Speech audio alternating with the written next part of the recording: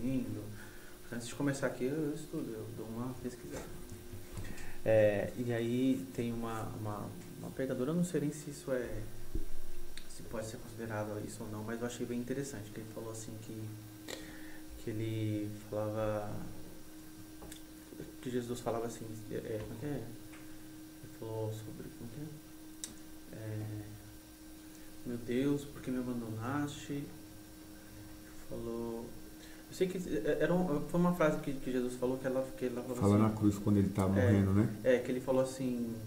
Eu acho que naquele momento não era... O medo dele não era morrer. Porque ele sabia que aquilo teria que acontecer. Que era o ministério dele. Uhum. Acho que o que ele sentiu mais falta foi quando ele sentiu que naquele momento Deus não estava com ele.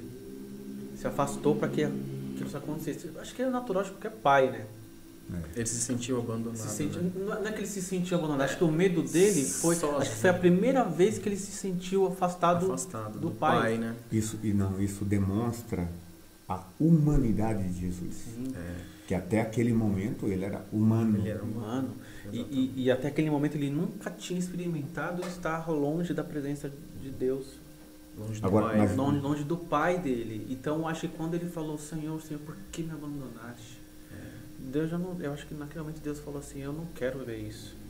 Eu sei que eu preciso, até me emociona, eu sei que eu preciso que isso aconteça, mas ele não queria ver. Mas eu não posso estar aqui, eu não consigo. E aí isso eu achei muito interessante. Quem é pai, você que é pai, lógico. Uhum. Você imagina, você se coloca ali, você não teria essa capacidade de ver. Alguns estudiosos da palavra vão dizer que Deus se afastou por conta do pecado de toda a humanidade que foi sobre Jesus.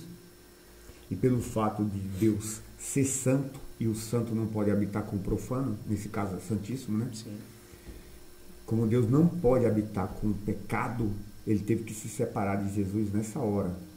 Assim, porque intrinsecamente a Trindade estava unida, mesmo Jesus como humano.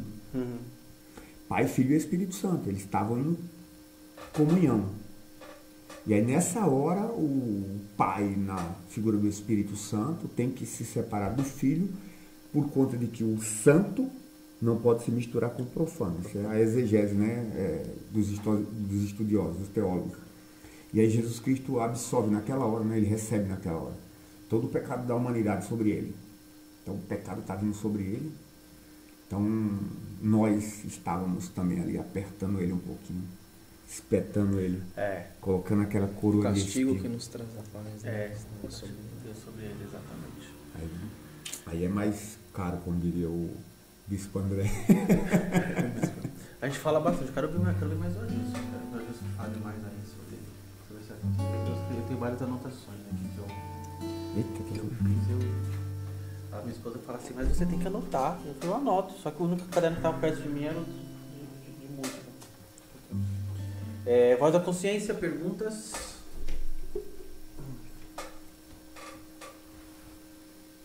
Voz da consciência? Na verdade nós temos 3 perguntas, mas a gente vai deixar uma delas por último, porque é boa. Eita. A primeira pergunta é do Jefferson Andrade.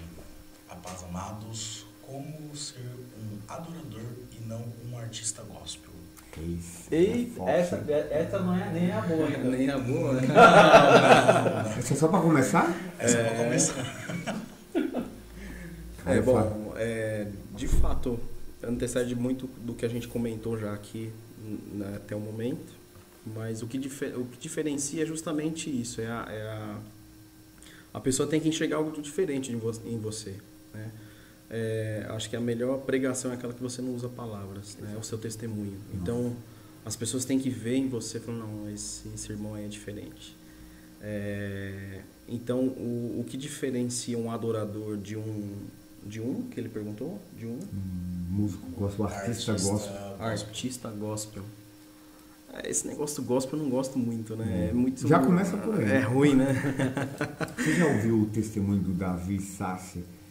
Ainda lá atrás, quando ele gravou os primeiros...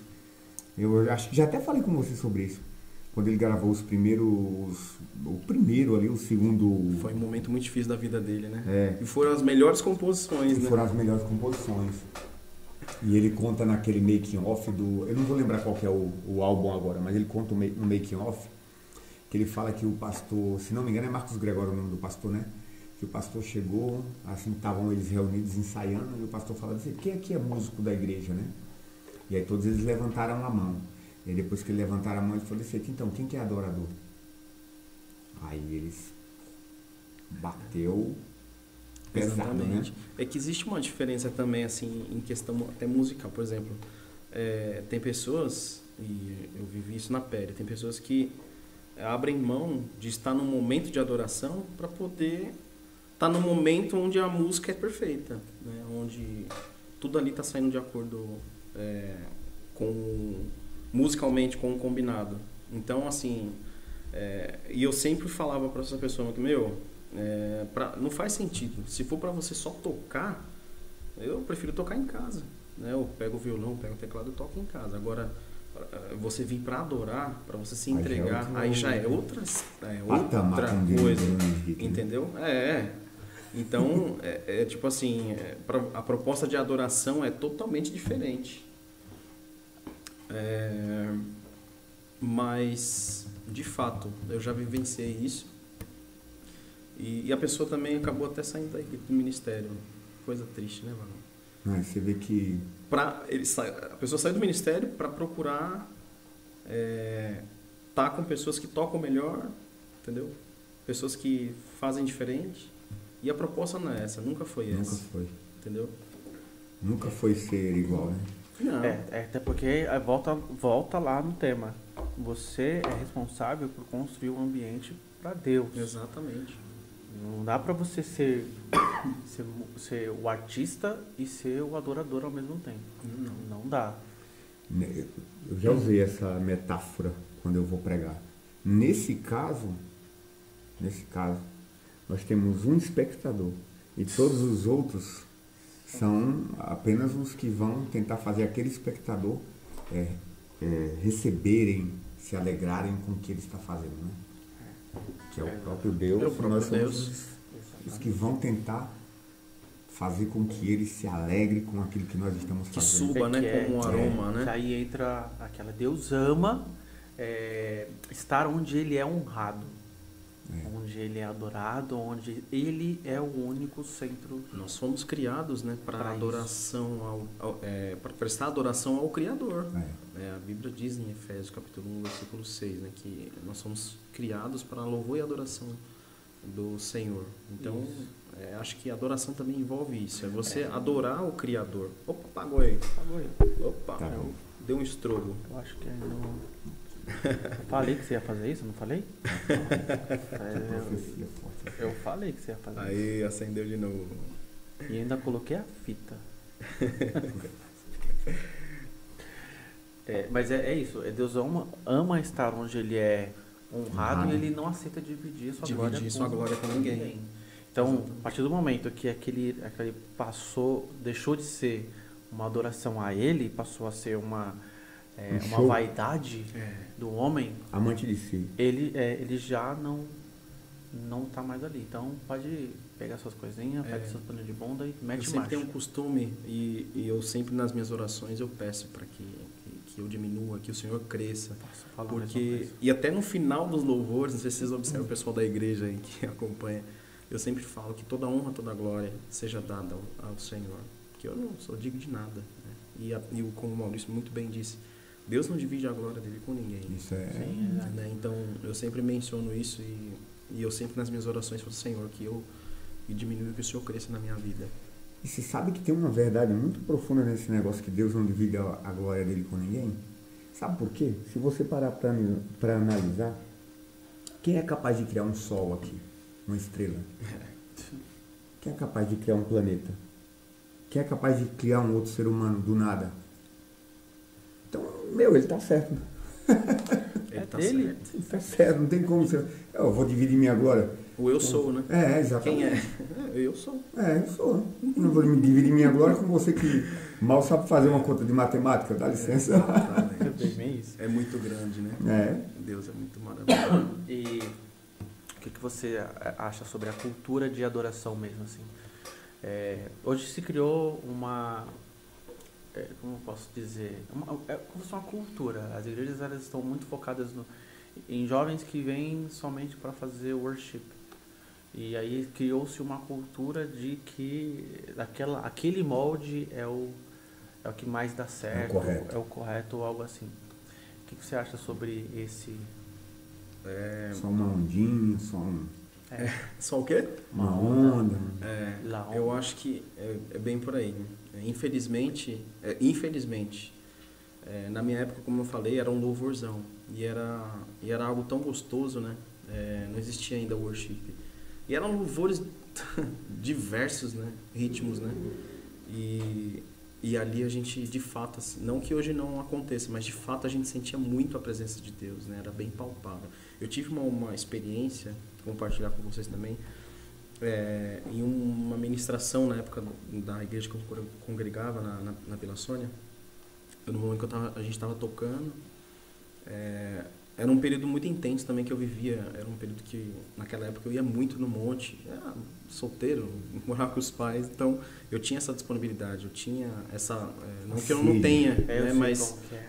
Não tem jeito, né? Quando a gente passa a ter constituir uma família, a gente acaba deixando. E a gente ora a Deus, né? Fala, Senhor, que isso não morra, né? Que essa essência eu não perca, né? Mas normalmente hoje a gente também vai para o monte, né? De cobertor. Mas... a gente precisa... Não, a gente precisa se policiar, senão a gente só vai para o monte de cobertor. Exatamente. Mas eu gosto de ir para o monte. Eu tenho essa... Na verdade, quando eu me converti numa igreja que tinha uma sede no monte, lá em Marcilac. Então, praticamente quase todo final de semana, quando a gente ia. Tanto que eu me batizei lá, desci as águas lá. Eu vi momentos fantásticos. Então, até isso mudou, cara. Mudou. Até isso mudou, porque eu fui outro dia no monte, sabe do que eu lembrei? Eu lembrei de Jesus expulsando, purificando o templo. O pessoal cobra estacionamento para você ir para o monte. Tem a barraca do café lá em cima. Eu falo, meu pai do céu, cara, que é isso? Eu já vivi muitas experiências no monte, assim, dessa época minha, no início da conversão, coisas assim, maravilhosas, né? E aí, só retomando um pouco, depois eu volto nesse assunto do monte, que eu quero também falar algumas coisas aqui. Mas essa questão da cultura, hoje a gente vive nessa vibe, né? Vamos dizer assim, uma vibe que parece que para os jovens é algo momentâneo, né? De momento, assim. Vamos ali que vai ser da hora, né? E eu acho que a ideia não é essa, né? Eu acho que é uma responsabilidade muito grande para quem está à frente, como um líder de louvor ou alguém que vai ministrar o louvor, de fato você trazer a presença, né? Trazer...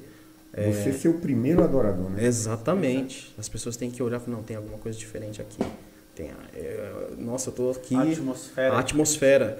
E eu oro a Deus também, uma das minhas orações, para que não seja só um arrepio, mas que quando eu tocar, as pessoas possam ser transformadas, né? As pessoas que... Aquela dor que elas estejam sentindo possa ser curada.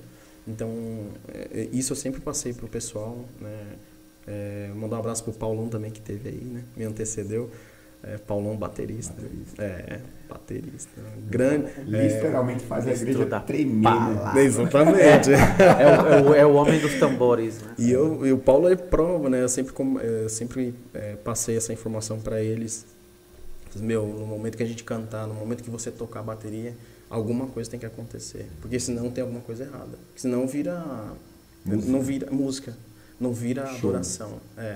E a proposta da cultura, da gente trazer essa cultura de adoração, para mim faz mais sentido, não que... na verdade, não pode ser um momento, tem que ser algo intenso, né? No momento que você está ali adorando, tem que ser algo intenso, de verdade, sincero, né? A palavra sincero ela remete sincera, né? Então, sem a máscara. Esteja sincero diante de Deus, tem que né? ser, Aí é máscara. tem que diferenciar onde o ambiente onde ele está e o ambiente onde ele se manifesta. Existe uma diferença muito grande. Ele pode estar, mas ele não vai se manifestar Não porque vai se manifestar. tá diferente. Eu tenho uma opinião sobre essa questão de cultura de adoração. Eu acho que